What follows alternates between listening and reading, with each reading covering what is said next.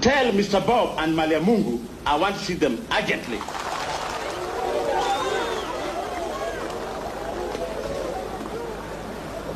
I had a dream sent last night from God.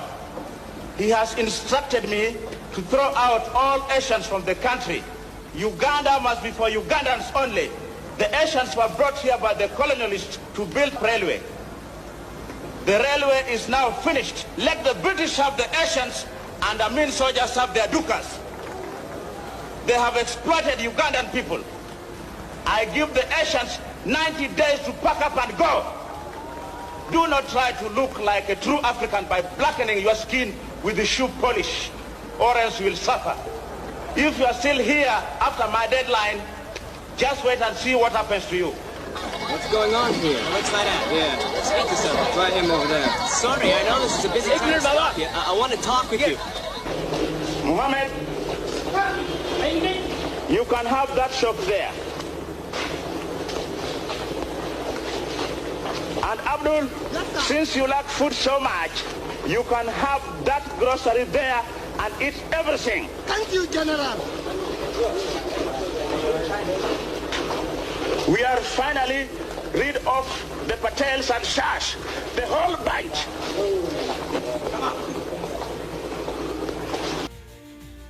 Tubaye ikaze rero nshuti bakunzi ba Mwami Media TV. Ikiganiro ni urwigiro rw'amateka. Tubashimira uruhare rwanyu mugira kudushyigikira mukora subscribe, like ndetse na comment. Uyu munsi rero dukomeje urugendo rwo gusubira inyuma gato mu myaka 46 ishize. Tunyarukire mu gihugu cya Uganda ahagaragaye umugabo udasanzwe indwanye cyane utaravugirwagamo n'abanyaburayi, igitugu cyinshi kandi waranzwe no gushyira iherezo ku buzima bw'abatari bake. Uyu yitwa Idi Amin Dada Ome. Turagaruka ku buzima bwe kuva avutse, amashuri yize n'urugero rwe mu nzego z'igisirikare kuva mu myaka 1940 kugeza mu 1970. Amin yakoreye coup d'etat yakuyeho ubutegetsi bwariho mu 1971.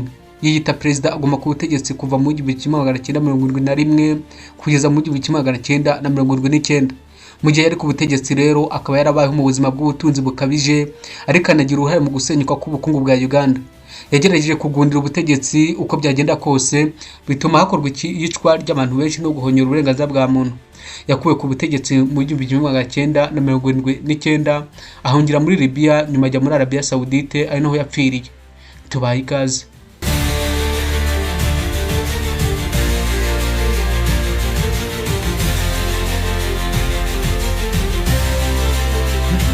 Azwa n'umuryango wa Amin, umuco wa kinyamwuga w'Abagande ndetse n'icyemezo cy'urupfu rwe cyatanzwe muri Arabia Saudite. Idi Amin Dada Ome yavukiye ku itariki ya 30 Gicurasi mu 1928 ahagana saa 10 za mu gitondo mu kazi kase muri Shimoni Police Barracks ku musozi wa Nakasero i Kampala muri Uganda. Yahawe izina Idi kuko yavukiye ku munsi mukuru wa Islam wa Eid al-Adha, nkuko byatangajwe na Fred Gwedeko, umuhanga mu bushakashatsi muri kaminuza ya Makerere. Izina rye ry'ukuri ryari Idi Ango. Hari impaka ku bisobanuro by'izina Dada, bamwe bavuga ko bivuze mushiki cyangwa umugore mu Giswahili, ariko amakuru menshi yemeza ko Dada yari umunyamuryango wabo mu bwoko bw'Abakakwa wari umaze ibisekuruza 13. Amin kandi yari umuhungu wa gatatu wa Amin Dada Nyabirato Muresu, wavutse mu 1889 kugeza mu 1996. Uyu yari umunyakakwa na nyina Aisha Chumaru Ate. Uyu yavutse mu 1904 apfa mu 1970. Wari umunyarugbara. Se yarabatijwe mu idini Gatolika yitwa Andreas Nyabirato Muresu, nkuko byatangajwe n'umunyamakuru w'Umwongereza David Martin. Nyabire yamaze imyaka myinshi atuye muri Sudani y'Amajyepfo. Mu 1910 yahindutse umwisilamu nyuma yo guhatirwa kujya mu gisirikare cy'abakoloni b'Abongereza nk'umusirikare muto w'imyaka 6, ubwo yajyanwaga n'umujyanama w'Abakakwa Sultan Ali Kenyi Dada. Icyo gihe yahise yitwa Amin Dada. Mu 1913 yinjiye muri polisi y'ubukoloni mu kigo cya Sambia Police Barracks i Kampala muri Uganda. Nyabira nyina wa Idi Amin Dada yahatiwe kwinjira mu gisirikare cy'Abongereza cyitwaga King's African Rifles KRR mu 1914 aho yarwanye mu ntambara ya mbere y'isi muri Tanganyika mu rugamba rwo mu burasirazuba bwa Afurika. Yasezerewe mu 1921 amaze kurangiza imirimo ye mu cyubahiro, agenerwa ubutaka mu karere ka Arua. Muri uwo mwaka yinjiye muri polisi y'ubukoloni in Zambia mbere yo kwimurirwa muri Shimoni Police Barracks mu 1928, aho bivugwa ko Amin yavukiye. Nyuma yimuriwe muri Kololo Police Barracks, arangiza imirimo ye muri polisi mu 1931. Akomeza gukorera mu biro by'umuyobozi wa komisiyo y'akarere ka Arua. Nyina wa Amin, Aisha Ate, yari umuhungu w'umugore w'umunyakakwa na se w'umunyarubara. Abamuzi bose bamuvugaga nk'umuvuzi gakondo, umuvuzi w'ibimera ndetse n'umubyazi. Imyaka 10 mbere y'ivuka rya Amin, Ate yinjiriye mu itsinda ryiswe Alawata, rizwi kandi nka Yakan. Ryari igikorwa cy'ubuvuzi bw'akataraboneka cyarwanyaga abakoloni, ryibanze ku mazi ya Yakan. Yari afite uruvange rw'igiti cyitwa Kamiojo gisa na LSD yo muri Afurika yo hagati. Uyu mugambi warabujijwe n'abakoloni b'Abongereza kuko bawufataga nk'ubugome bwo kwigomeka, nubwo benshi bawise umurwi w'idini ry'ibinyoma. Umuryango wa Amin uvuga ko Ati yari umupfumu wo kwa Yakanyi Order, ubwoko bw'ihuriro ry'ibanga ry'Abanyafurika, aho Amin yari umunyamuryango. Bavugaga ko bakoresha amazi matagatifu n'imbaraga zindi z'amayobera mu ntambara. Nk'uko bivugwa n'umuryango wa Amin kandi, yahawe izina Awongo bisobanura urusaku, kubera ibihuha byavugwaga kuri se w'ukuri. Ngo Amin yatoranyijwe n'abakuru b'imiryango kugira ngo akorerwe ikizamini cyo kumenya se akiri uruhinja. Iki kizamini cyabaye kumusiga mu ishyamba hafi y'umusozi wa Lilu Ikoboko mu gihe cy'iminsi 4. Abakuru bagarutse basanga Amin agihumeka, bakibona nk'igitangaza cyakomotse kuri Nakane, inzoka y'amayobera ifite imitwe 7 mu myemerere gakondo y'abakakwa. Abavandimwe babiri bapfuye mu 1932 ubwo Amin yari afite imyaka 4. Ababyeyi ba Amin kandi batandukanye afite imyaka 4 gusa y'amavuko. Amakuru menshi avuga ko yimukiye mu muryango wa nyina mu 1944 mu gace k'ubuhinzi ka Mawale Parish mu karere ka Luwelo mu majyaruguru ashyira uburengerazuba bwa Uganda. Biravugwa ko gutandukana kw'ababyeyi be kwatewe n'ibihuha byakomeje kuba se ari Dawudi Chwa wa kabiri, bikaza kurakaza nyina. Nyamara umuryango wa Amin uvuga ko yajyanye na se nk'uko umuco wa Kisilamu uteganya, ajya kuba mu gace ka Tanganyika Parish mu karere ka Arua, mu gihe nyina akomeje umwuga wo kuvura muri Uganda. Ubwo yabaga mu muryango wa nyina, bivugwa ko Amin yakoze umurimo wo korora ihene kuva afite imyaka 8 kugeza ku myaka 10. Mu 1938 yimukiye mu rugo rwa Sheikh Ahmed Hussein mu mujyi wa Semuto hafi aho. Atangira kwiga Quran no kuyizirikana binyuze mu kuyisubiramo kugeza ajejeje imyaka 12. Mu 1940 Amin yimukiye Ibombo, ajya kuba kwa nyirarume witwaga Yusuf Tonabo. Yagerageje kwiyandikisha mu ishuri ribanza ariko arangirwa, bivuga ko byatewe n'inkomoko ye ya Kinyanubi ku ruhande rwa se. Uwo mwaka nyine Amin yakomerekejwe mu myigaragambyo y'Abanyanubi iwandegeya muri kaminuza ya Makerere ubwo barwanyaga ivangura. Yahise yinjizwa mu ishuri rya Galaya Madarasa Ibombo, akomeza kwiga Quran ku mwarimu Muhammad Ali Rajab kugeza mu 1944. Ndetse bivugwa ko kandi yatsindiye ishimwe mu gusoma Quran mu 1943. Amin yahatiwe kwinjira mu gisirikare cy'abakoloni ari kumwe n'abandi banyeshuri 15 ariko aza gusezererwa kuko yari akiri muto.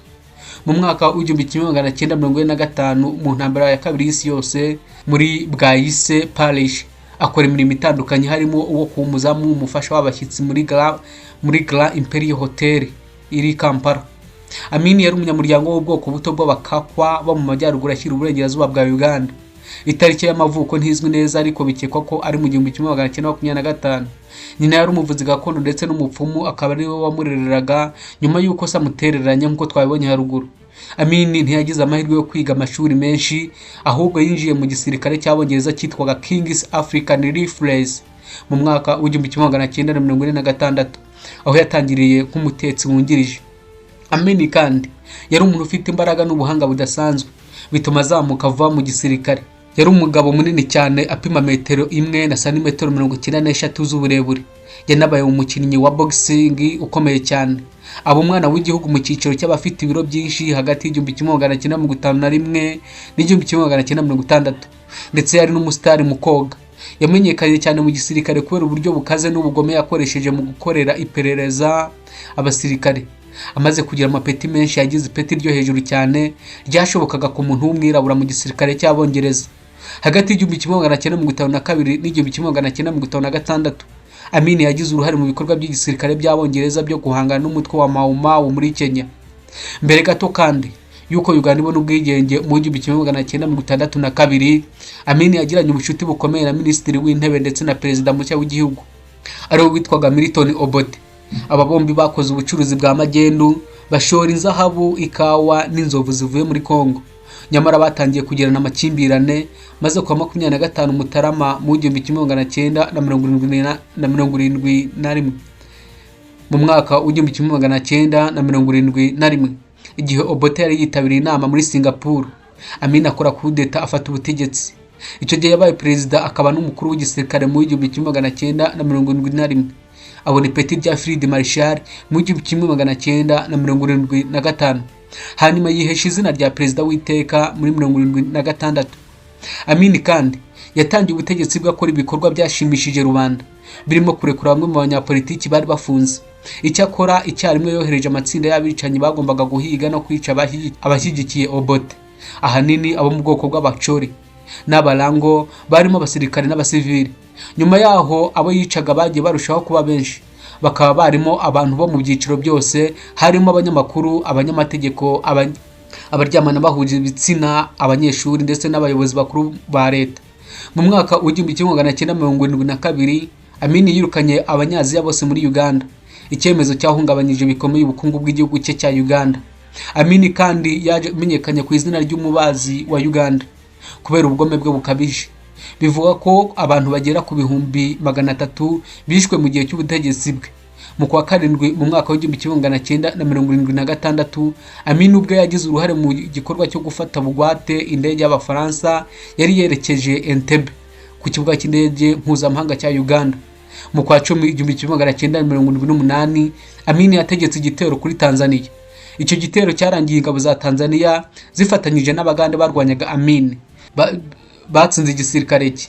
Igihe ingabo zayobowe na Tanzania zegeraga umujyi wa Kampala, umurwa mukuru wa Uganda, ku ya 13 Mata mu gihumbi kimwe magana cyenda na mirongo irindwi n'icyenda, Amin yahungiye mu mahanga, yabanje guhungira muri Libya, hanyuma aza gutura muri Arabia Saudite. Ku ya 16 Kanama mu 2003, Idi Amin Dada Ome yapfiriye i Jeddah muri Arabia Saudite. Impamvu y'urupfu rwe yatangajwe ko ari uguhagarara kw'ibikorwa by'imyanya y'imbere itandukanye y'umubiri.